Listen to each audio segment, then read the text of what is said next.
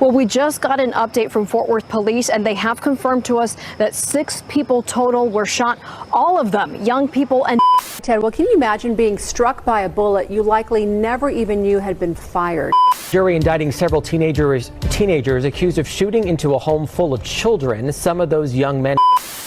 Las Vegas, also known as Sin City, is widely known for its resorts, casinos, and bustling nightlife. A good portion of everything Vegas has to offer can be found either on the Strip or downtown Las Vegas. A good majority of the people that visit Vegas probably have no idea there's a whole city that exists outside of the downtown area. If you've been to Vegas, there's probably a good chance a majority of you didn't go explore other parts of the city. Outside of downtown and the Strip, Vegas has always been known for its cheap rent. This was one of the reasons many folks from Los Angeles ended up moving to Las Vegas. However, because of this, many gangs from LA have set up shop within Las Vegas as well. Famous hoods such as 18th Street, MS-13, Westside Rollin' 50s, and much more have all claimed territory within Sin City. Now, it's worth mentioning some of these gangs within Vegas have no ties with some of the gangs from LA, even though they use the same names. I know, it gets confusing. But long story short, gang activity is nothing new in Sin City. When it comes to the Asians, you won't find too many street gangs fighting over corners. However, organized crime is huge in Las Vegas, and best believe the Triads are fully involved in all of the extracurricular activities. The Triads are a transnational organized crime syndicate based out of mainland China. They were originally a secret society formed with the intent of overthrowing the Qing dynasty. Triads therefore first began as part of an organized patriotic movement to overthrow corrupt tyrants of the Qing dynasty. However, the Triads have always been involved in all kinds of illegal activities as well. The Triads are broken up into many groups, but in today's video, we're going to be taking a look at the case of Xiao Bai,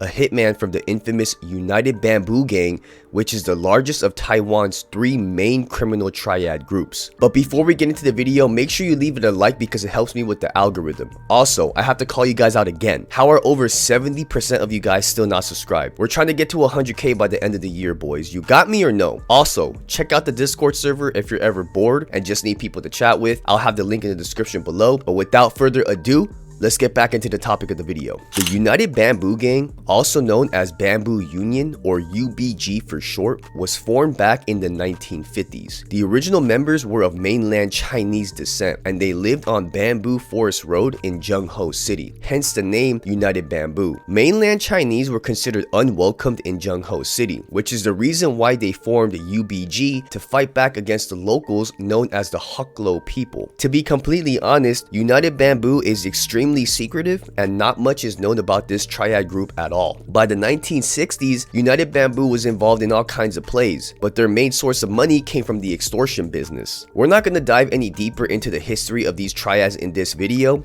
but if you guys want to see a full video dedicated to these organized crime groups, leave something in the comment section below. Back in July of 2009, a person by the name of James Lee had been spending a lot of time within the underground casinos located throughout Las Vegas. James had racked up a $10,000 debt with some people that were associated with United Bamboo. UBG wanted their money from James, but after a couple failed attempts, they sent Xiao Bai, a 26-year-old hitman affiliated with United Bamboo.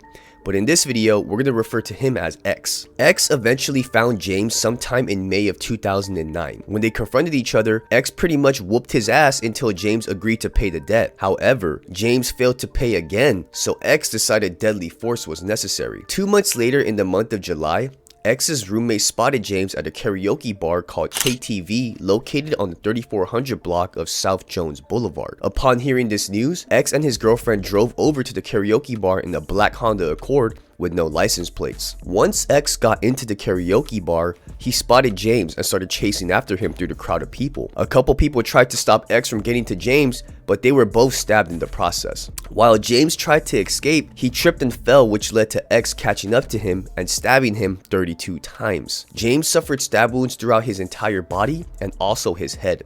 He was pronounced dead at the scene. This was not the only body X was convicted of. Before X claimed the life of James in 2009, X was involved in another shooting that claimed the life of another person outside of a different karaoke bar located on 250 West Valley Boulevard in San Gabriel Valley. X had been sent over to collect another gambling debt from a man named Jay Lee. Once X spotted Lee outside a karaoke bar called Fisherman's Wharf, he proceeded to dump 9 shots into Lee, ending his life. One of Lee's friends also got shot, but he ended up surviving. So needless to say, X was the muscle that came to collect for the United Bamboo, and he was with the shits. According to people that knew him, he was well trained in martial arts, so he was down to shoot, and he also had hands. Definitely a real problem. X was brought into court and sentenced on March 5th of 2013. He was convicted of 2 counts of murder and sentenced to life without the possibility of parole, and is currently serving life at High Desert State Prison. Now, he's only been convicted of 2 bodies, but it's hard to say just how many this guy could have had,